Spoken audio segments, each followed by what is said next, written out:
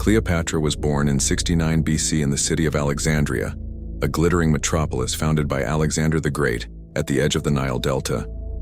She would become one of the most iconic and influential queens in ancient Egyptian history, a name that still echoes through the centuries. A brilliant strategist, fiercely intelligent and undeniably cunning, Cleopatra commanded not only power but also immense personal wealth. Her story captivated her contemporaries and still fascinates historians, artists, and storytellers today.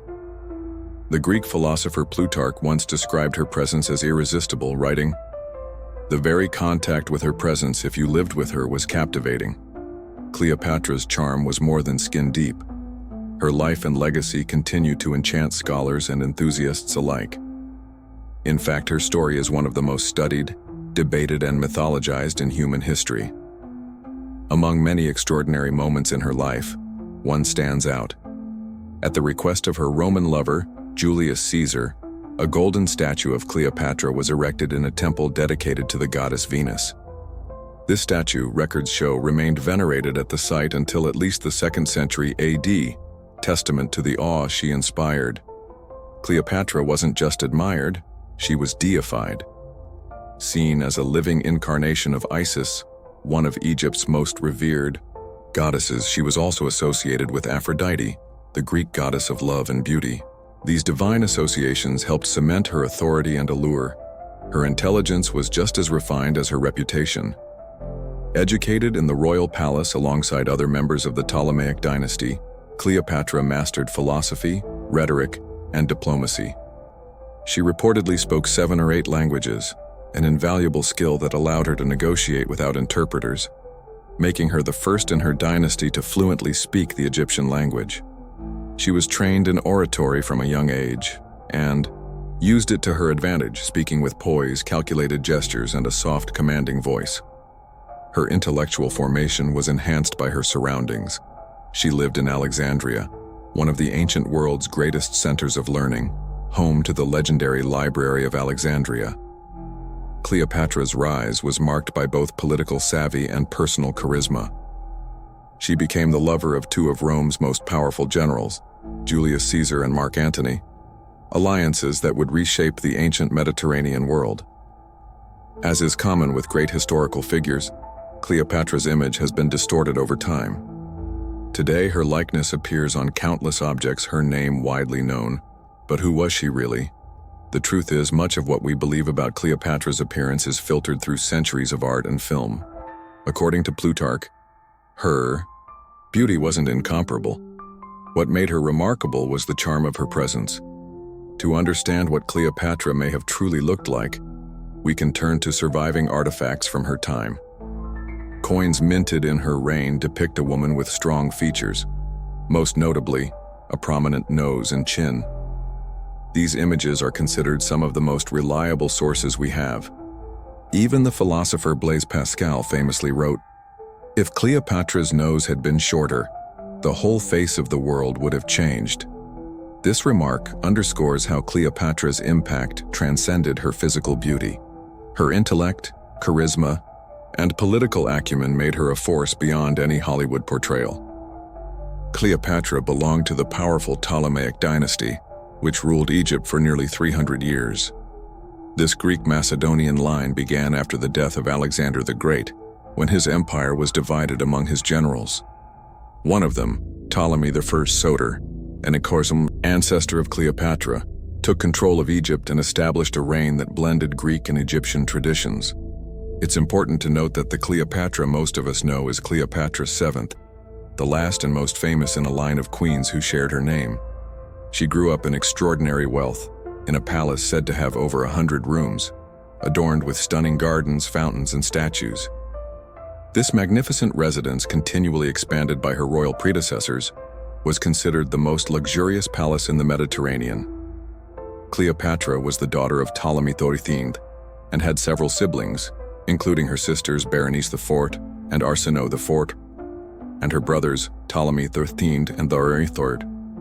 Family power struggles were intense and deadly. When her mother died, Berenice IV briefly seized power, but her reign was short-lived. ended by her own father in a brutal reminder of how treacherous royal politics could be.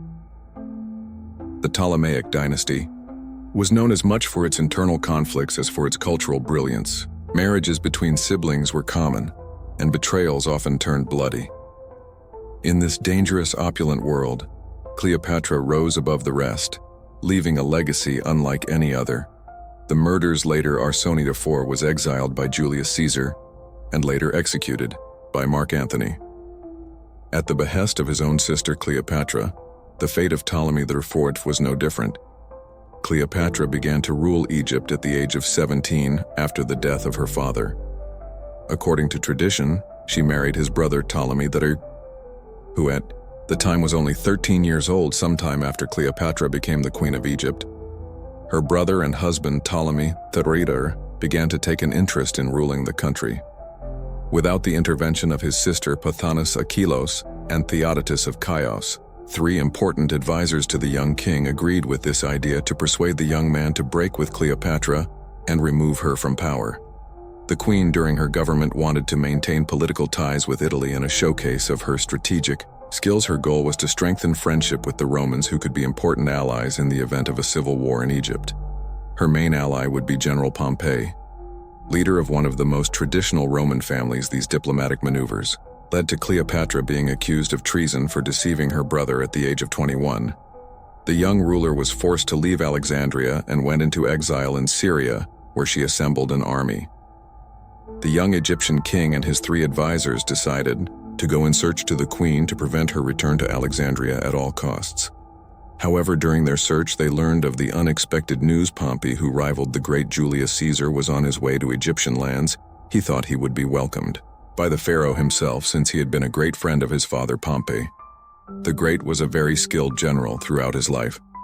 He conquered countless nations in Africa, Asia, and Europe after suffering a defeat in Greece. The fearful Pompey fled to Egypt in search of refuge after a disastrous defeat in Greece against his enemy, Julius Caesar. A conflict divided the Roman Empire between Pompey and Julius Caesar. This conflict became known as Caesar's Civil War. Upon learning that Pompey intended to disembark in the country, the Egyptian partisans reflected helping the old acquaintance Pompey was a risk, because it could be interpreted as a declaration of war on Julius Caesar, who commanded a very powerful war machine. Moreover, Ptolemy and his allies believed that Pompey could go help Cleopatra regain her place in royalty, and trouble had to be avoided. But Pompey had been a great friend of the father of the couple who ruled Egypt. Therefore, if they did not help him, he could break ties with the country, making Egypt an enemy of Rome. Theodotus and the two other counselors, Achilles and Pothinus, reflected on the matter. It was a difficult decision, and the consequences could be risky. But eventually, as the three counselors struggled to find the solution, Theodotus, with a smile, looked at his companions and said, "The dead do not bite." The choice had been made to break up with Pompey and establish an alliance with Julius Caesar. As Pompey approached Alexandria, he felt he would be welcomed by the Egyptians, but there was already a trap set up against the Roman, pretending that they would welcome him amicably. But as soon as Pompey arrived on Egyptian soil, he was brutally beheaded. A few days later, Julius Caesar arrived in Alexandria to seek out his adversary. The Egyptians showed him Pompey's head, and Caesar was shocked by the violence, despite being his enemy. Caesar respected Pompey. On Caesar's orders, Ptolemy's advisor was executed. Caesar with his army went to the royal palace, where he settled and informed himself that he would like to see the king and the queen. It is important to remember that Ptolemy XVIII was prepared to face his sister's army. When he was informed of Julius Caesar's arrival, he headed for his palace in Cleopatra. How could she return if she had abandoned Alexandria, and if her brother and faithful guardians wanted her away from the city? She was in danger, and she knew that she could not be seen. Then the queen had a rather unusual idea. In order to meet Julius Caesar, she created a plan, and to put into practice had the help of a Sicilian supplier named Apollodorus.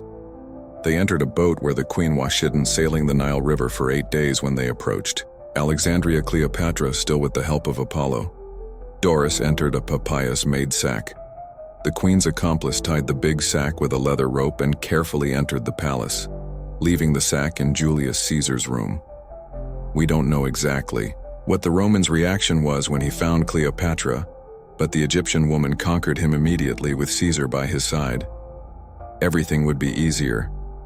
The opportunity to get rid of his brother and rule, according to his interests, was finally within her reach. With Pompey's assassination, Julius Caesar had a very negative opinion. A Ptolemy Cleopatra used the death of his former ally to her advantage. The queen convinced Caesar that she was the right person for the throne of Egypt. The Queen of Egypt and Julius Caesar entered a loving relationship. Caesar's decision to support Cleopatra angered Ptolemy, who declared war on Julius Caesar, the Roman general, was at a numerical disadvantage and took a defensive position. This event became known as the Siege of Alexandria. Caesar and his men fought hard to defend their position, waiting for reinforcements. When his allies arrived, Caesar defeated Ptolemy's army at the Battle of the Nile. The young pharaoh drowned in the river with Julius Caesar. The queen had a son named Ptolemy Caesar, historically and popularly known as Caesarion. Caesar's support was crucial to the consolidation of Cleopatra's power. In Egypt, the Roman general returned to Rome and Cleopatra reigned over Egypt. Everything seemed to go according to plan, but a huge turnaround would eventually happen. Cleopatra had consolidated her power on the throne of Egypt, and under her administration, Egypt prospered, and the city of Alexandria experienced a cultural boom. Financed by the Queen, Cleopatra organized an expedition to Rome in the city. She stayed at Julius Caesar's mansion. The Egyptian queen took her son Caesarion in the voyage. The fruit of her union with the Roman general Julius Caesar was at the height of his power, and as the leader of his nation made several political and social reforms. He also organized the triumph in his own honor. The parade of Caesar had the presence of Arizone, Cleopatra's sister, displayed as a prisoner symbol of Rome's victory over the Egyptians.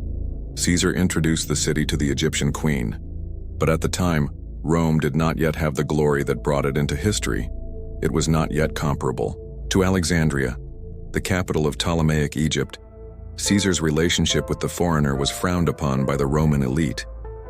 There were a lot of rumors and lies about the couple. Caesar was named dictator in perpetuity and had an unrivaled power. The Roman senators were left without much of their influence and feared losing their remaining power. So they conspired against Caesar's life in 44 BC. Julius Caesar was murdered by Roman politicians in a Senate session. Chaos engulfed Rome. General Mark Antony, Caesar's right-hand man, pursued the conspirators in a public square. He read Caesar's will, where his son with Cleopatra was not among the heirs. In his will, Caesar indicated his nephew Octavius, Ash's successor. Rome was no longer a safe place for the Egyptian queen, and she returned to her kingdom. Meanwhile, Octavius and Mark Antony led their armies in the persecution of the men who betrayed Caesar. There was a remarkable encounter between Cleopatra and Mark Antony. In the year 41, he sent a messenger to Alexandria. Through this man, he called the queen for a meeting in Tarsus, a city located in present-day Turkey. The Egyptian queen arrived at the agreed place in a dazzling boat. The ship had a stern made of gold. Its oars were made of silver and the sails were purple. The navigation was accompanied by music. Fife, lyre, and flute were played. The queen, beautiful and ornated, was freshened up by her servants, and the boat had a wonderful smell. The entire population left her duties to follow Cleopatra's triumphal arrival. Mark Antony fell in love with her immediately. Still in 41 BC, Cleopatra invited the mighty Mark Antony to visit Alexandria. However, after spending some time in the Egyptian city and getting involved with the queen, the Roman left and the two continued to exchange correspondence. The couple only met again after a long time. But before that reunion, something happened in 40 BC. Cleopatra gave birth to twins, recognized by Mark Antony himself as their heirs. The children were called Helios, a Greek origin, which means sun, and Selene, which means moon. During the absence of the Roman, where he was separated from the Egyptian queen, he even resumed his relationship with his wife Fulvia in Rome, although he could not forget Cleopatra. Fulvia eventually died, which may have made things easier and made it possible for Mark Antony to finally join Cleopatra once again. But Octavius, Julius Caesar's nephew, did not want that to happen. He suggested that his sister Octavia should marry the Roman general. That happened, and they had 3 kids in 2 years. Mark Antony, after Caesar's death, became consul general. Later his power was divided between him, Octavius, and Lepidus. A political association, known as the Second Triumvirate. Lepidus distanced himself from political life, which led to a dispute between Octavius and Mark Antony. The power in Rome was divided between the two. Caesar's nephew ruled the west, while Mark Antony managed the eastern provinces, although he was married and even against Octavius's will. The romance between Mark Antony and Cleopatra was not over. They met again in the city of Antioch, where they made their union official. The romance between the two was thriving, and they both seemed in love in Alexandria. The couple had many parties and banquets where they displayed their sovereignty. However, the Roman was forced to leave Egypt after an attack by the Parthians in Syria and Asia Minor, the inhabitants of the Parthian Empire in ancient Persia. Octavius reproved this union and was frustrated by the relationship between the Roman and the mighty Egyptian. In part, this was due to his sister Octavia, who ended up rejected by Mark Antony, and also for fear of losing part of the Roman Empire to the couple. A new civil war broke out in Rome between the supporters of Mark Antony and the defenders of Octavius. The Battle of Actium happened in 31 BC, in a region in Greece where both faced each other. Cleopatra accompanied her husband as he headed towards the long battle. But when the defeat of Mark Antony was already visible, she returned to Egypt quietly, announcing a false triumph. Octavius achieved a decisive victory in the naval battle of Actium, and this victory marked the end of the Roman Republic and the beginning of the imperial period. However, his opponents eventually discovered the truth, while Cleopatra tried to maintain her position and conquer allies. She did everything she could, so that together, with Mark Antony, they could rise again, but he, after defeat, was no longer the same person. Octavius said he would forgive Cleopatra if she killed her lover. Ignoring the proposal, the Egyptian queen continued to try to motivate her husband, while she tried to discover, together with her personal physician, a painless poison. The queen was preparing for the worst, the end. The Mark Antony was tragic, while Cleopatra tried to flee from Octavius and his army, who had already arrived in Alexandria. The Roman soldier received the news that his lover had died. Desperate, he took his sword and wounded his own chest. However, the strike was not accurate, and Mark Antony did not die immediately while he was bleeding and suffering from the pain caused. By the blow, he was informed that Cleopatra was still alive and managed to find the Egyptian monarch. His last breath happened in the arms of his lover when he reached his other half. Mark Antony had already lost a lot of blood, and there was nothing that could save his life before dying. However, in the arms of his beloved Cleopatra, he asked her to collaborate with his opponent Octavius in order to save herself. After this request, the great Roman Mark Antony died Caesarion, Caesar's heir, sometime later. Was also killed by Octavian at that time at funerals. It was common for women to hurt themselves with punches and scratches accompanied by cries of pain and despair. That's what Cleopatra did in front of his late lover. Her injuries caused an infection, and she received treatment on the orders of Octavius. However, the queen, shaken by the death of her beloved Mark Antony and afraid of the future, tried to resist the treatment so that she could die. But Octavius terrorized her with threats to her children. Cleopatra gave in, and out of love for the heirs accepted the proper treatment until she recovered her health. Cleopatra also had an impactful end. It was one of the events that eternalized her in history.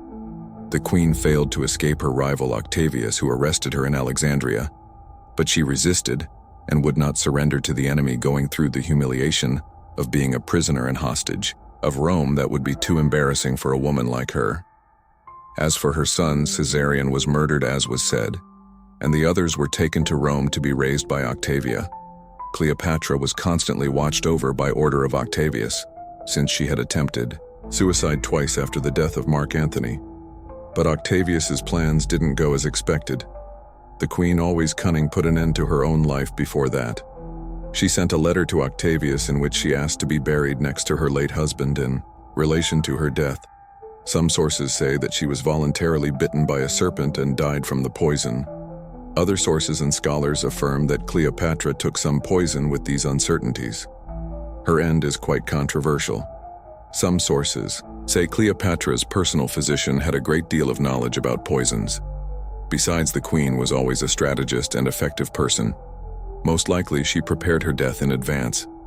Finally, even though the most famous version is the one that states that Cleopatra died while being deliberately bitten by a serpent, it's more likely she ingested some lethal poison, which did not cause major discomfort at the time of her death. She was found on top of a couch, dressed in beautiful garments. People claimed that she had a serene expression. She died 9 days after the death of her lover. Her funeral was solemn and elegant, worthy of an Egyptian queen. Her request to be buried next to Mark Antony was respected after the death of the powerful monarch. Egypt became a Roman province. It was the end of the hegemony of the Ptolemaic dynasty in Egypt. Cleopatra's story is fascinating. Many of her female ancestors were important Egyptian rulers, along with their husbands. Curiously, Egyptian women at that time had more freedom than women from other civilizations. Cleopatra did not play a secondary role in this lineage of women rulers, and was a renowned figure. Her life journey was particularly hectic and impressive in many ways. Firstly, the Ptolemaic lineage, which is impressive due to the number of murders among the family members themselves. This habit indeed was inherited by Cleopatra, but regardless of these murders, the Ptolemaic government was very important to Egypt, and Cleopatra had major responsibilities and had to make important decisions throughout her life as ruler of Egypt. She had admirers and rivals. She was skillful, proactive, and extremely influential. She was a rare, special, quite determined woman. She always had strategies to achieve all her goals. Cleopatra marveled everyone because of her great knowledge and also because of her differentiated intelligence. The profile of the Egyptian queen with all these qualities allow her to conquer two of the most legendary characters in our history, the powerful Julius Caesar and Mark Antony. And as time went by, Cleopatra's figure was often misrepresented, and the Egyptian woman was seen with prejudice at times. It seems that her entire life path and conquest boiled down to having seduced these two Romans. But this view of the queen's life is simplistic, since she has had great political achievements. In any case, the legendary Egyptian queen has become a source of inspiration for some of the greatest artists in history, among them the painter Michelangelo, William Shakespeare. In their hands, the ruler became an illustrious piece of art. As we learn more about her story, we realize it's not by chance that Cleopatra has fascinated so many people in her time and continues to captivate so many others in this day and age. Foreign